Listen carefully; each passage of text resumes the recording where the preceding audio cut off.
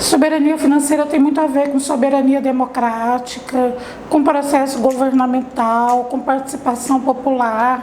É claro que no Brasil nós temos uma realidade e os outros países também têm as suas realidades e as suas conjunturas. A gente se unir nesse propósito de compreender qual a particularidade de cada país é muito importante para que a gente possa se aproximar ainda mais e continuar fortalecendo esse sentimento de cooperação dos países da América Latina e do Caribe. Estar reunidos vindo de diversos países do continente e sentindo que tem algo que nos irmana, que nos une, independente de nossa pertença nacional, é muito importante, porque hoje a globalização de um sistema que explora, que destrói a natureza, que se pauta no extrativismo como solução, é muito violenta. Financiarização e extrativismo estão cada vez mais entrelaçados e é uma aliança extremamente difícil de se enfrentar e desfazer. Como desfazê-la? A partir do protagonismo dos territórios e da soberania dos povos em seus territórios, porque esta é a economia que vale. Esta é a economia concreta, de quem tem raízes, de quem tem corpo, de quem produz efetivamente, de quem tem uma economia que de fato pode se transformar em partilha. Então estamos aqui para repensar uma maneira nova de construirmos a economia, para fazermos frente a esse sistema extrativista e financeiro e para entrelaçar nossas esperanças. Soberania financeira é o país que tem a autonomia, o direito, a possibilidade e a consciência de escolher o que fazer com seus recursos minerais, financeiros, de potencialidades.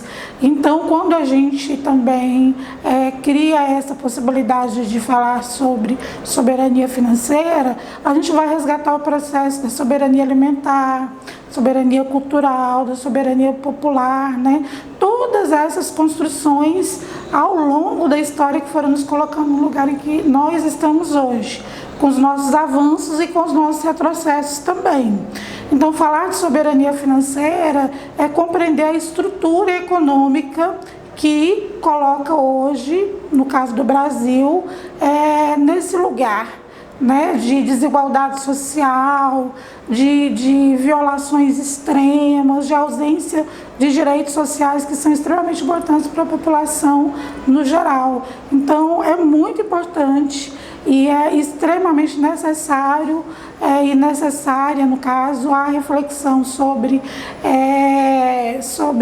a soberania financeira, porque é falar de economia e de como é que essas economias estão colocadas na vivência do povo brasileiro de uma maneira geral. O mundo financeiro é um mundo extremamente gigante, poderoso, né? Hoje falávamos de trilhões de dólares que se investem numa economia que é uma burbuja, dizíamos hoje em espanhol, né? Uma bolha irreal, né? Que antes ou depois pode inclusive estourar em nossas mãos, como aconteceu em diversas crises. Mas enfim, é um mundo muito poderoso, muito financiado, muito articulado do ponto de vista econômico e político. E frente a ele tem um mundo das formiguinhas que lá no pequeno do território seguem trabalhando, se articulando, se organizando, mas há uma grande distância. Eu penso então que temos que, primeiro, consolidar e acreditar nesse trabalho de base, porque é a nossa essência e é também a nossa esperança e o nosso futuro. Mas, por outro lado, não podemos deixar de buscar uma incidência, uma denúncia constante, um desmonte de estruturas que não podem se sustentar assim como estão hoje.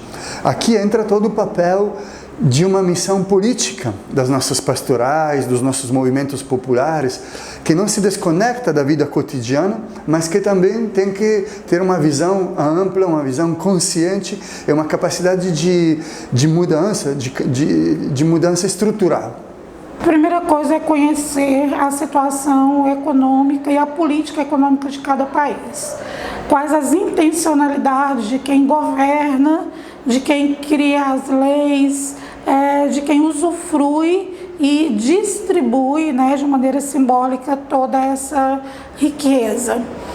Depois é fazendo incidência junto a esses governos, seja de maneira política ou na pressão mesmo, convocando as comunidades para se colocarem, fazendo manifestações, indo para as ruas, fazendo os boicotes necessários, mas de fazer essa pressão popular para que a soberania financeira se torne cada vez mais concreta.